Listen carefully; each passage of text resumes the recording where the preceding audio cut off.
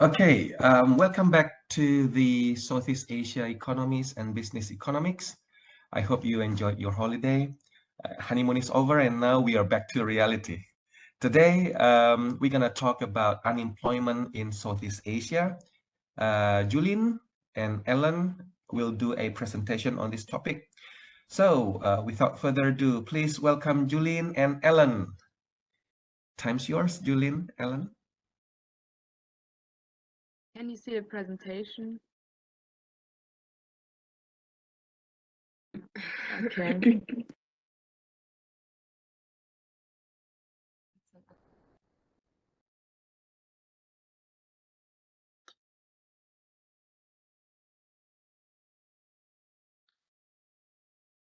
Okay.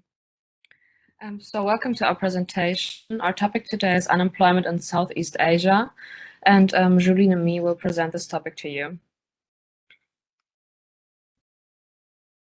On this slide, you can see our outline. At first, we will talk about geographic Southeast Asia, after that, the government, and then we'll come to our main topic, the unemployment in Southeast Asia. After that, we will talk about factors of the unemployment rate, then we will talk about how we can reduce them, and for the last point, we have a little conclusion.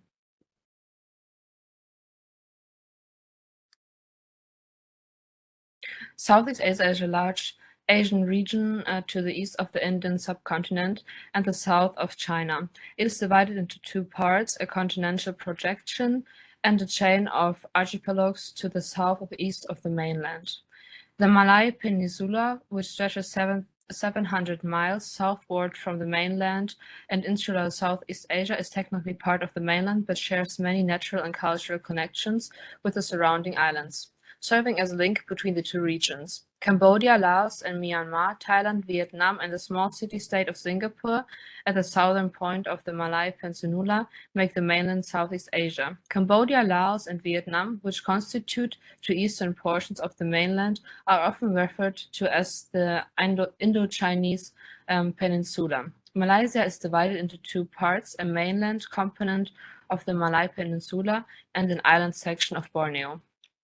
The archipelagic nations of Indonesia and the Philippines make up the rest of insular Southeast Asia, except the small Sultanate of Brunei. Southeast Asia stretches over 4,000 miles and covers 5 million square miles of land and sea, with land covering around 1,736,000 square miles. Mount Tegebaco at 19,295 feet, is the highest peak in mainland Southeast Asia, located in northern Myanmar near the Chinese border, except for Singapore and Brunei. The modern nations in the region are rather small. For example, Indonesia stretches more than 4,000 miles west to east and more than 1,000 miles north to south. Laos is just slightly smaller than the United Kingdom, and Myanmar is much larger than France. Southeast Asia is entirely within the tropical and subtropical climate zone, which much of the country receives significant yearly precipitation. It is influenced by a widespread and predictable monsoon water system that provides the distinct wet and dry seasons throughout the region. The geography of Southeast Asia is defined by three intertwined physical elements: mountain ranges, plains, and plateaus, and water, which come in the form of shallow oceans and large draining systems. Waterways have decisively shaped forms of settlement and agriculture, dictated key political and economic patterns, and helped define the nature of Southeast Asia's worldview and distinctive cultural synestics, making rivers the most historically and culturally significant of these. Southeast Asia, which is the globe's most easily accessible tropical region, is also strategically located astride the sea passage between East Asia and the Middle Eastern Mediterranean world. Southeast Asia is a broad sense of most diverse regions on the planet. The amazing variety of economic, social, and cultural niches that Southeast Asia has constructed for themselves is more than equaled by the number of large and minor economical niches. Hundreds of ethnic groupings and languages have been identified. Under these conditions, it's easy to lose sight of Southeast Asia's underlying oneness. And understandably, The region is sometimes portrayed as a jumble of cultures that don't quite belong anywhere else. Southeast Asia is, on one hand, has long been regarded as a separate region from its neighbors, rather than an extension of their territories. The Chinese called it Nyang, while the Japanese called it Nyan, both of which means South Seas, and South Asians call it Suvarnami. Modern studies have progressively revealed major connections linked the people of the region throughout history. Historically, linguistic studies, for example, have revealed that the vast majority of Southeast Asia language, including several traditionally through to have distinct origins, either arose from shared roots or have been long inaccessibly linked. Despite inherent cultural differences, common notions of gender, family structure, social hierarchy, and mobility can be found across the mainland and insular Southeast Asia, and a broadly shared commercial and cultural inherence has influenced the whole region for millennia. These and other similarities have not yet resulted in a conscious and precious Southeast Asian identity, but they have given validity to the idea of Southeast Asia as a distinct world region and provided the framework for comparative research of its constitutions. The high-performing Asian economies were regarded as the new crown jewels of governance until the Asian financial crisis struck in the mid-1997s.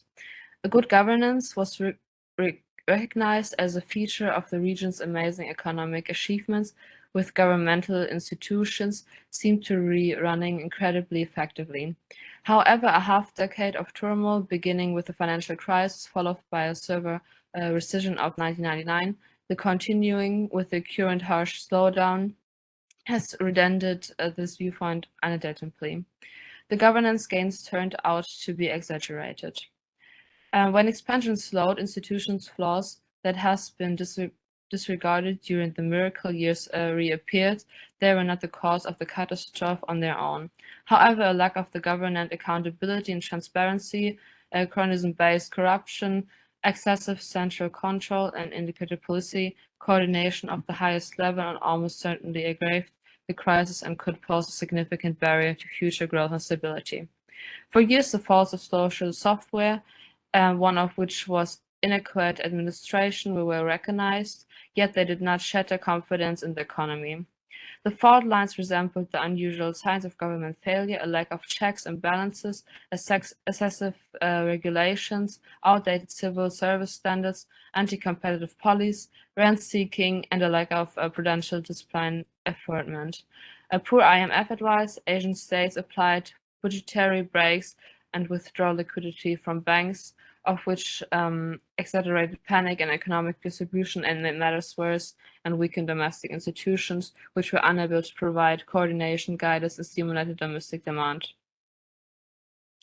The crisis has put new governance demands on the public sector, with rising debt level of budget deficits, well as potential and social spending on the sacrifice in favor of interest payments. Southeast Asia governments has been pushed to exercise economies in the use of public resources. Increasing container liabilities, owning the moral hazard, input guarantees in the banking system and the infrastructure sector have prompted calls the greater openness and accountability in government transaction, as well as more reasonable regulatory practices. In several Southeast Asian countries, civil society movements and combat corruption have resulted in significant reforms, particularly in political leadership. In short, in the economic slump awakened some problems, exaggerated others, and sparked new ones. Across the area, similar challenges have upped the stakes of effective public administration. As a result, fundamental reforms in public governments and institutions will be required to achieve economic resilience and prevent external shocks from becoming severe crises.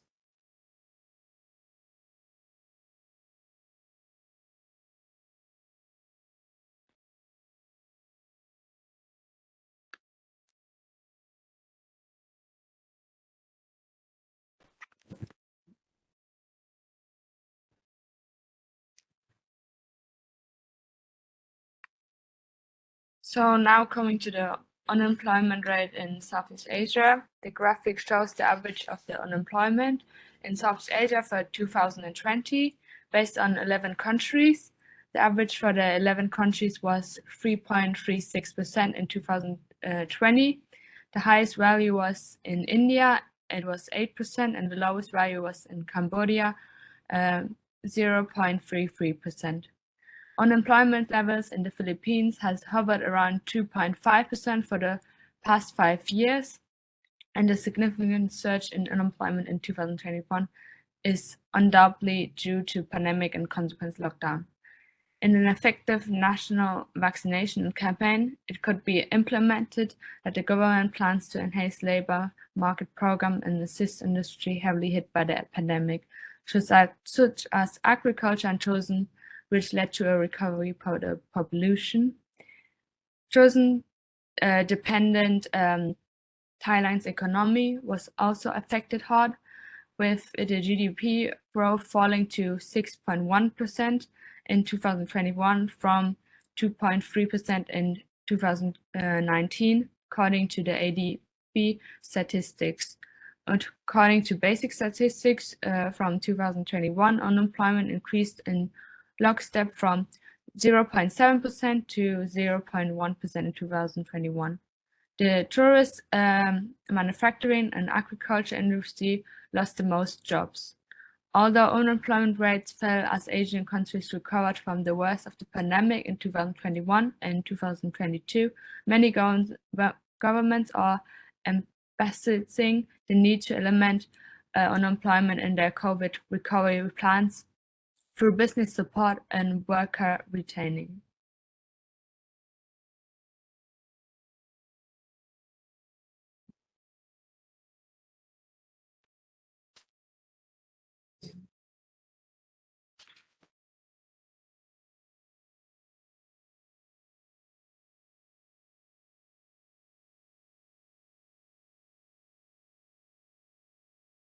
Next are the factors explaining the difference in unemployment rate. For a multitude of factors, the unemployment rate differs widely among countries around the world. These factors can be classified into two groups based on the two types of unemployment, critical and natural.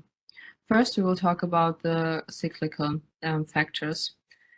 The current economic conditions are linked to cyclical unemployment. When the economy is in a slump, the unemployment rate rises as businesses reduce their workforce. In contrast, when the economy grows and businesses begin to hire, the unemployment rate falls. As a result, if a country is having a recession, the unemployment rate in that country may be high or low in any given year or an expansion. Next is the natural unemployment rate. It's made of two types of unemployment, frictional and structural, and it has nothing to do with the business cycle. People who are between jobs because they are moving from one city to another, entering the labor market after completing school or uni for the other personal reasons, make a frictional unemployment. Structural unemployment is linked to the economy's structural transformation. People engaged in the textile sector lose their employment and must enter the healthcare sector as some sector decreases, such as textile production in the United States, and other expand, such as healthcare. The necessities, new education, and abilities, both of which take time to master. We refer to these folks as fundamentally unemployed while they are moving from one industry to another. As a result, some countries may not be in a recession but have very high unemployment rates due to their high natural rate of unemployment. Because of linguistic and cultural problems, it may be difficult to migrate to where the employment is, and employees may have hesitance to hire people due to Thai labor legislations or other factors. Even if the country's economy grows, the number of people who want to work but cannot find work remains large. You can look at the graph and try to figure out because unemployment is different countries.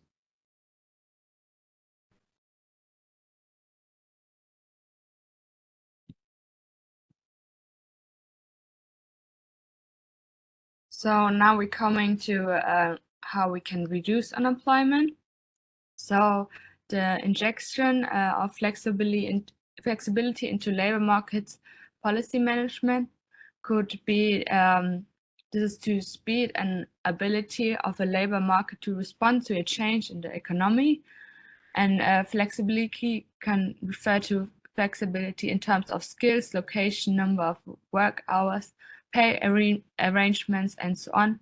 So basically, what happened in the COVID-19 could be then maybe changed to adapting to work to payment agreements. Going further to the management framework that incorporates local flexibility, this could be an income security, so everybody has is secured of a payment that they regularly get. And building strategy capacity could be a process which through individuals and organizations and societies obtain, strengthens and maintain the capabilities to set and achieve their own development objectives over time. For example, the institution rules and incentives would be informed and tools to improve understanding and participating in forms and policies. And further going on, building up local data and intelligence could therefore be that data is collected to better understand and resolve unemployment issues. For example, the state could get residents to sign up on a program where they answer questions about past jobs, education, and skill set, and then upload it to Resume. This could be done by taking on new technologies that will improve this method, and could then be resolved that specific persons can get matched with specific jobs. Otherwise, improving partnership mechanism could happen by local organizations which work together and build partnerships. Further on, improving administration process could then be having full control over each administration phase of your business, which will lead to cost reduction and tackle risk in advance. So basically, if there would be a straightforward administration phase, then maybe COVID-19 could be better tackled in advance. And besides that, companies could integrate skill development with job promotions. This would assist to giving people the necessary skills to work and increase potential talents. And going further to the conclusion. So it's a good starting point is to see the unemployment as a big economic and social problem, which everybody should have realized after the COVID-19 pandemic. And the governments need to start realizing the problem and seeing the potential for their country. They should develop partnerships and try to increase funders so they can improve again after the COVID-19 pandemic. Besides that, a change in the education system could help to set footstep into employment of younger generations and ongoing. Furthermore, if still the economy has an ongoing growth, there should not be stopped maintaining solutions for these problems. This problem will still maintain, but it can be influenced in which dimension it will continue. Yeah. So this is some sources, and thank you for your attention. If you have some questions, feel free to ask us. All right. Thank you, Julian and Ellen, for your great presentation. Now we are entering a discussion session. Does anyone have some question to Julian and Ellen? Yeah, maybe I have one. Yes, please. Through the unemployment rate, do you have a specified example of country and industry in which reducing employment is seen? Yeah, for example, India is most people are self-employed and they are engaging in agriculture, trade, and cottage and small-scale industries. and these persons should be helped financially and providing raw materials and technical training. And this training could also help further generations to benefit from this knowledge and would make sure they were capable to maintain the business for the long term. So with the development of technologies and the industries, it's always good to have like a technical training that is ongoing and helps further generations to then maintain their family business. Right. So the point is entrepreneurs may help alleviate unemployment. Instead of seeking for jobs, entrepreneurs create jobs. And speaking of India, in your presentation, you showed, statistical data of unemployment rate, and you showed that there's India there.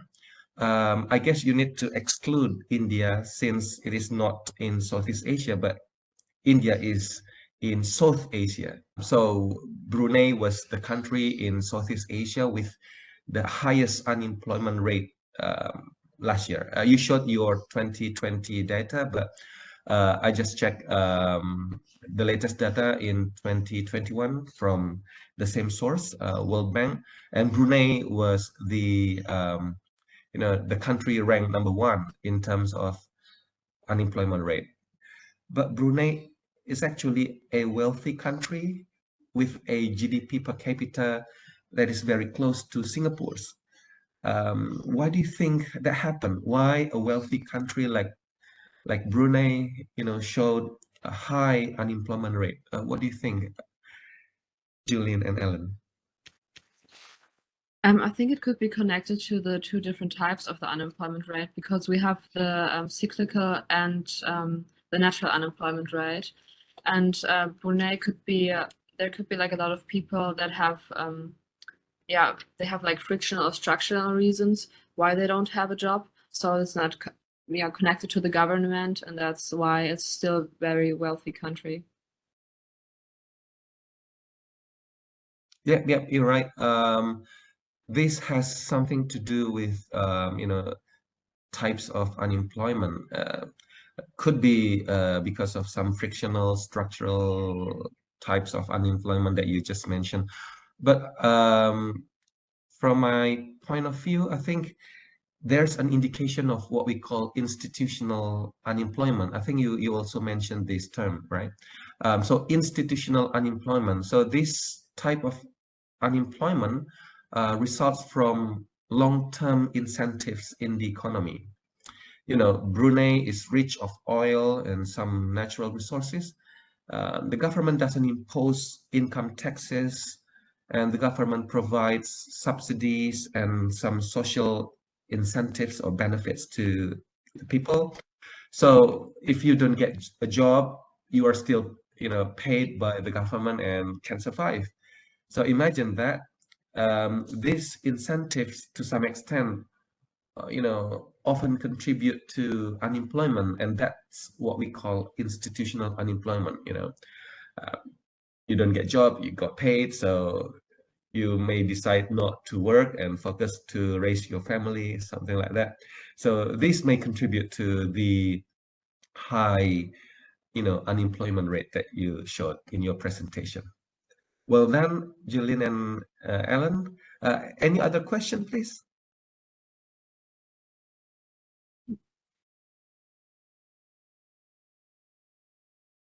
Yeah, maybe I have one more. Yes, please, Lawrence, please. For the employment rate, after a crisis, how long does it take normally to fall again? Studies have shown that it usually takes about 6 years for the unemployment rate to fall again. Oh, okay. Yeah, if you look at the World Bank statistical data, there's a graph.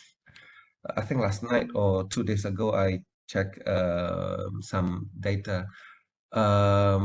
A year before the COVID-19 pandemic in 2019, if I'm not mistaken, the data showed 5.4% of unemployment rate, the global, right, the world data, 5.4, if I'm not mistaken, percent of unemployment rate. But then the unemployment rate skyrocketed to 6 point something percent, I guess 6.6% in 2020 because of the pandemic. People people were laid off from their employment, and so on. Very tragic situation. But then a few months later, and it is reported in 2021, the unemployment rate dropped quite significantly. The point is that entrepreneurs help the economy to create jobs to people, and that really helped the economy to get recovered. Yes, you can check the World Bank statistical data. In 2020, unemployment rate increased quite sharply, and then it declined soon after in 2021, right? But I forgot the exact. Yeah. I think it's also depending, like you can look through the year 2020. It depends when they started this source. So basically, it's something else if you look at the beginning of 2020 and at the end of 2020. So the different points in the year, I think it will always change through 2020, 2021, and also right now. So I think it's also depending on which month it is. Basically, for example, for the agriculture, because some months then they have more stuff they can sell, and some months they have less, or in some months just there are more people needed for specific jobs. So I think it's also depending on and when you look at the data. Yes, indeed, that's true. If we break down the data per industries or economic sectors, then and also per month of the data, I think we will see more clearly which sectors contribute to the increase in unemployment rate, and then etc., and which months there's an increase of the unemployment rate, and then when the unemployment rate decline, and which sectors get recovered soon, and so on. Yes, that would be very helpful to understand the impact of the COVID-19 pandemic. Excellent, Alan and Julian. Any other question?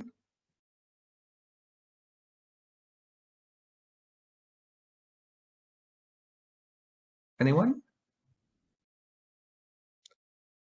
Well, I think Julian and Alan presented this topic very clearly. I'm calling for other questions.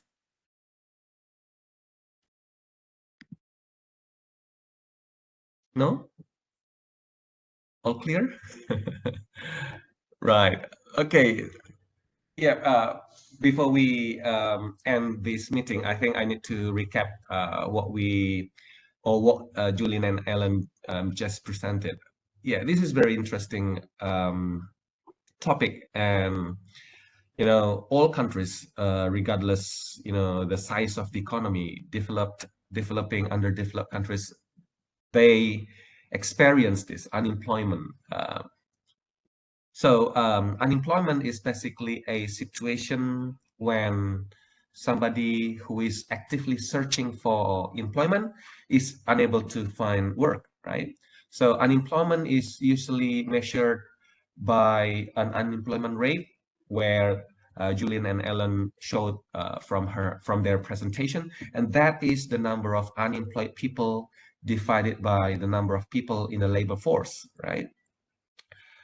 If you check the data of unemployment rate from the World Bank, just like what I said, you'll see unemployment rate rocketed from 2019 to 2020. And yes, that was the impact of COVID-19 pandemic. And high rates of unemployment are a signal of economic distress, while extremely low rates of unemployment may signal an overheated economy, I would say that. And unemployment signals the ability or inability of workers or people to readily obtain gainful work to contribute to the productive output of the economy. This doesn't include people who leave the workforce for other reasons, such as retirement, gaining higher education or disability, as Julian and Ellen presented in their presentation. And there are actually two broad categories of unemployment, namely voluntary unemployment and involuntary unemployment, right? When unemployment is voluntary, that means a person left their job willingly in search of other employment. When it is involuntary, that means that person was fired or laid off and must now look for another job, right? And there are some types of unemployment, like Julian and Ellen mentioned: frictional, what else? Cyclical, right? And then structural unemployment, and also institutional unemployment that I mentioned in the case of Brunei, right? So from all of those, materials that Julian and Ellen mentioned, then what can be done to reduce the unemployment rate? So that is a very critical question. Julian and Ellen already mentioned some important points. What I can sum up is that, different treatments should be done for different types of unemployment. So high levels of frictional or cyclical unemployment may be remedied by means of fiscal and monetary stimulus that encourage employers to hire more workers and encourage growth, while structural unemployment requires more long-term solutions than merely increasing the amount of cash in the economy, such as providing skills trainings and improving education or increased welfare measures to provide a social safety net. So if there's no question, I guess that's all our meeting today. Julian, Ellen, you did an excellent presentation. I'll see you next week. Bye now.